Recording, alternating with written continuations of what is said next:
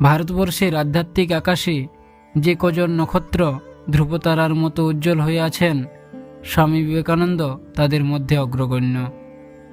কিন্তু বিবেকানন্দ কেবল একজন সন্ন্যাসী বা ধর্মপ্রচারক ছিলেন না, তিনি ছিলেন আধুনিক ভারতের এক অনন্য শিক্ষাগুরু। আজকের দ্রুতগতি সম্পন্ন পৃথিবীতে আমরা তথ্যের পাহাড়ের নিচে চাপা পড়ে যাচ্ছি। আমাদের কাছে অগাধ তথ্য আছে, ডিগ্রির লম্বা তালিকা আছে, কিন্তু কোথাও যেন প্রকৃত মানুষ হয়ে ওঠার উপাদানের বড়ই অভাব। স্বামীজি আজ থেকে বহু বছর আগে ঠিক এই সংকটটিই অনুভব করেছিলেন।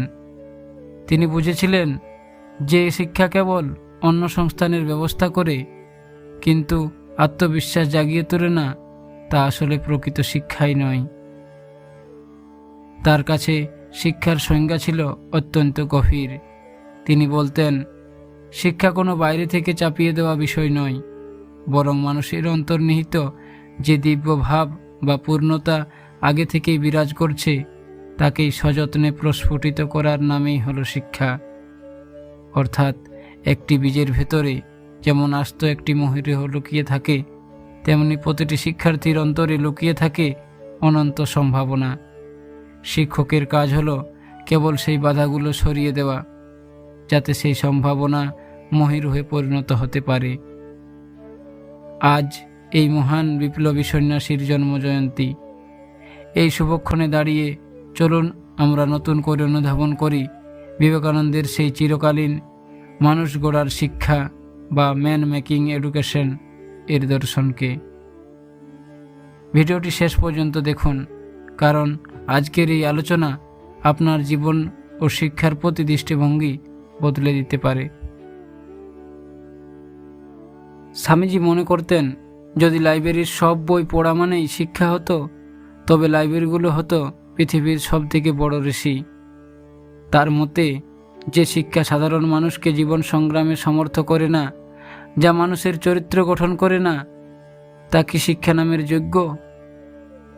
তিনি চেয়েছিলেন এমন এক শিক্ষা ব্যবস্থা যা মানুষের আত্মবিশ্বাস এবং চরিত্র তৈরি করবে।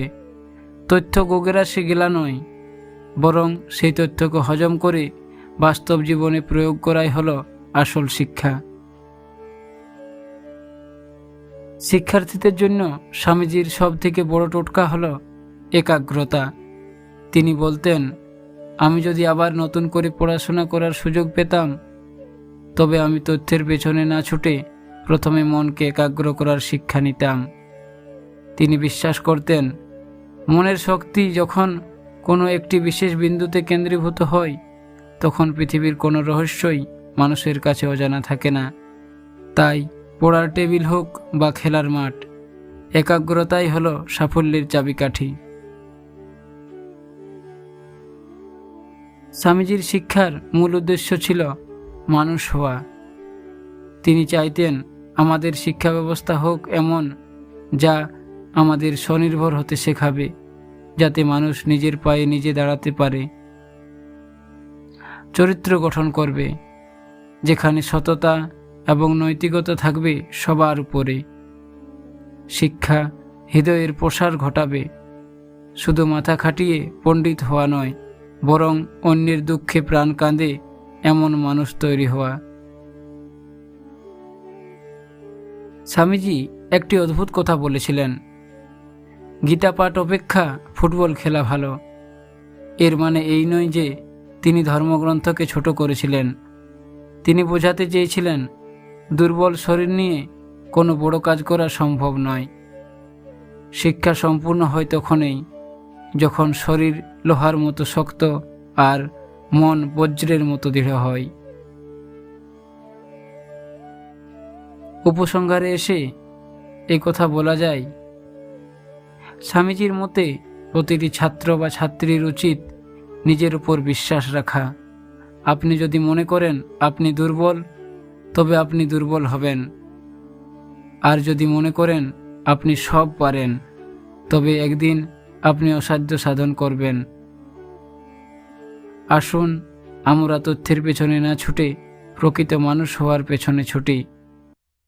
স্বামীজির শিক্ষা আমাদের জীবনের অন্ধকারকে দূর করুক। আমরা মানুষ হই। আপনার জীবনে স্বামীজির কোন কথাটি সবচেয়ে বেশি প্রভাব ফেলেছে কমেন্টে অবশ্যই লিখুন। আর ভিডিওটি ভালো লাগলে আপনার সহপাঠী বা বন্ধুদের সাথে শেয়ার করুন। স্বামীজির চরণে শতকোটি প্রণাম জানিয়ে আজকের আলোচনা এখানে শেষ করলাম। ধন্যবাদ। ভালো থাকুন, সুস্থ থাকুন।